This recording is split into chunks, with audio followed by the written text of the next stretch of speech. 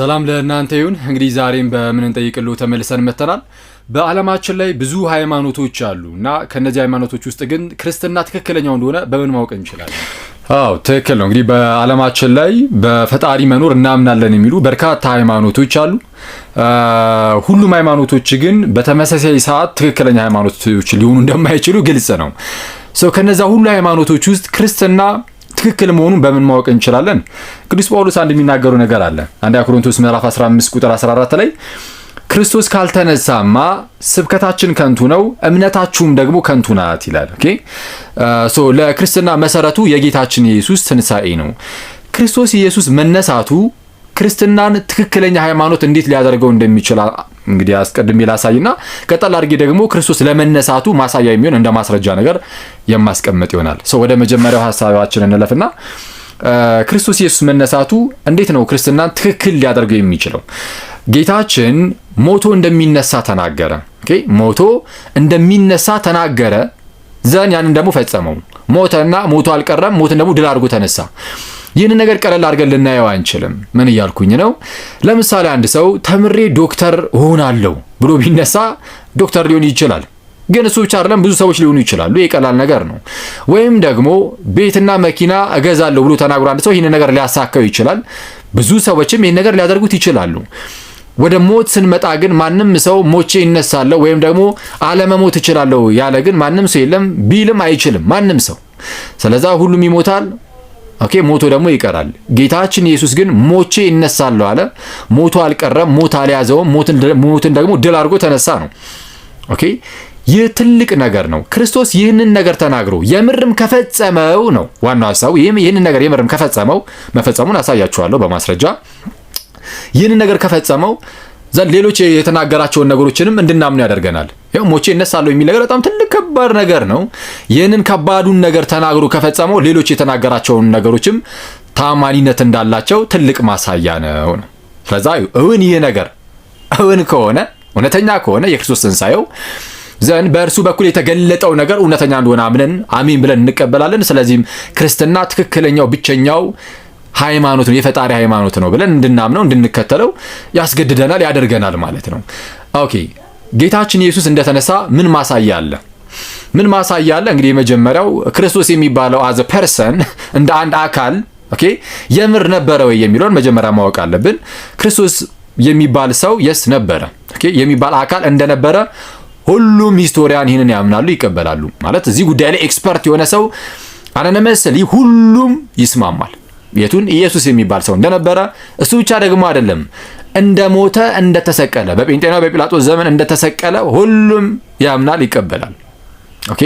እዚህ ድረስ ከሄድን ከተሰቀለ ጌታችን ኢየሱስ ከሞተ ከተሰቀለ ከሞተ ዘንድ ትንሣኤው ላይ ስንመጣ የሐዋርያቱ ስብከት አለ።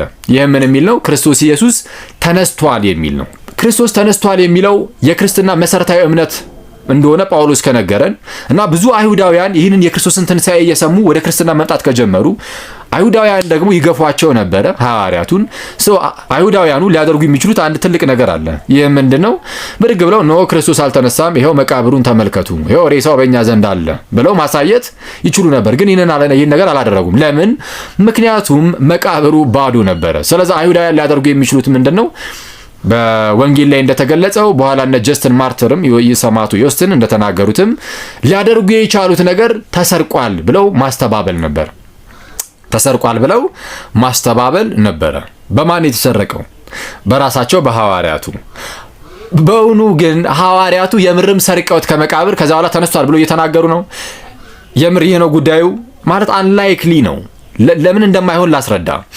በመጀመሪያ ደረጃ ሐዋርያቱ ሄደው የመስረቅ ብቃቱ ራሱ የላቸውም። የምር አቅሙ አላቸው ወይ? ሲሰቀል የተበታተኑ ሐዋርያት ከሞተ በኋላ ምን ይሁን ብለው ነው እንግዲህ እስቲ እንደው ሄደው ከመቃብር ወጥተው ሄደው የሚሰርቁት፣ ያውም ደግሞ ጠባቂ ባለበት። ይህ ብቻ አይደለም፣ እንደው ሰረቁት ብለን ብንናገር ራሱ ኢየሱስ ተነስቷል ብለው በመናገራቸው ምንድነው ሐዋርያቱ የተጠቀሙት ጥቅም? መቼስ ይሄ ነገር ውሸት ከሆነ ሆን ብለው ሰርቀው እየዋሹ ከሆነ የሚዋሹበት የሆነ ጉዳይ ይኖራል። መቼስ የሆነች ጥቅም ለማግኘት ነው ማንም ሰው የሚዋሸውና ሐዋርያቱ ይህንን ስብከት በመስበካቸው ምን አገኙ ብለን ይጠይቀን እንደሆነ ሞት ነው። ሞት ነው፣ መከራ ነው፣ ስደት ነው። አሰቃቂ የሆነ ሞትና መከራን ተቀብለውበታል ቤቱ በዚህ ስብከት። እንዴት ይህንን እየሰበኩ ያንን መከራ ሊቀበሉ ይቻሉ? ኦኬ ያንን መከራ እንዲቀበሉ ያደረጋቸው ክርስቶስ የምርም ሞቶ ስላልቀረና እንደተነሳ ስላወቁ ስላረጋገጡ፣ እነሱም ደግሞ ቢሞቱ እንኳን ኢየሱስ ሞቶ ስለተነሳ እና ደግሞ ለኛም ቃል ስለገባላቸው ሞታቸው አትቀሩም የሚል የትንሳኤያቸው በኩር እንደሆነ ስለገባቸው ሞተን አንቀርምና እንሙት ነው። ወደ እንደዚህ ነገር እንዲያስገባቸው ያደረጋቸው ይሄ ነው። ሰርቀው እንዲሁ ተነስቷል እያሉ እየተናገሩ ቢሆን ይህን ያህል አሰቃቂ መከራ ግፍም ባልተቀበሉ ነበረ ነው በአጭሩ። ታዲያ ግን ሌላው አንዳንድ ሰዎች ምን አይነት ነገር ሊናገሩ ይችላሉ? አሁን ላይ ያሉ እዚህ ጉዳይ ላይ ስኬፕቲካል የሆኑ ሰዎች እንግዲህ ዲናይ የሚያደርጉ የክርስቶስን ትንሳኤ ነው አልተነሳም የሚሉ አንዳንድ ሰዎች ሐዋርያቱ ያዩት ይሉናል ሃሉሲኔሽን ነው። ኦኬ እንዲሁ ዝም ብሎ ብቻ ልክ የሆነ አንዳንድ ጊዜ ሆረር ፊልም ምናምን ስታዩ ያያችሁት ሆረር ኦኬ ፊልሙ ላይ ያያችሁት የሆረር ገጸ ባህሪ ተደርጎ የተሰራው ነገር ሊመጣባችሁ ይችላል አይደል? ይሄ ሃሉሲኔት ማድረግ ይባላል። ልክ እንደዛ ነው። በቃ በጣም አስከፊ የሆነ መከራ ሲደርስ ኢየሱስ ላይ አይተውት ስለነበር የኢየሱስ መልኩ ልክ እንደዛ ይገለጥባቸው ነበር ነው። ታዲያ ግን ብዙ ሳይኮሎጂስቶች እንደሚናገሩት ከሆነ ሃሉሲኔሽን በግለሰብ ደረጃ ለምሳሌ ለእኔ ቀጥታ ለአንድ ሰው ሊገለጥ ይችላል እንጂ በማህበር ደረጃ ለሁሉም ሰው ሊገለጥ አይችልም። ኢየሱስ ግን በማህበር ደረጃ ለሁሉም ሐዋርያት እንደተገለጠላቸው እናውቃለን። ስለዚህ ሃሉሲኔሽን ሊሆን አይችልም። ሌላው ሃሉሲኔሽን እንዳልሆነ የምናሳይበት መንገድ በሰዓቱ የምርም ሃሉሲኔት እያደረጉ ከሆነ ሬሳው ግን የት ይሆናል ማለት ነው? በድኑ መቃብር ውስጥ ይኖራል ማለት ነው። አይሁዳውያን ያንን መቃብር ይኸው ፈንቀል አድርገው ይኸው የክርስቶስ በድኑ እኛ ጋር አለ አልተነሳም ብለው ማሳየት በቻሉ ነበር። አንዳቸውም ግን ይህንን አላደረጉም። ለምን?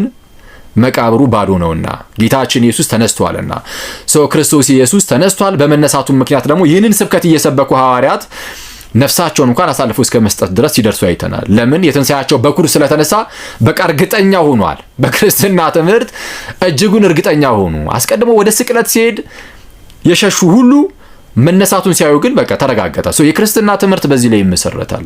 ኦኬ የክርስትና ትምህርት በዚህ ላይ ይመሰረታል። እንደዚህ አይነት ሶሊድ የሆነ ነገር የትኛውም ሃይማኖት ሊያመጣ አይችልም። ሞቶ የተነሳ የኔና የናንተ ጌታ ክርስቶስ ኢየሱስ ብቻ ነው።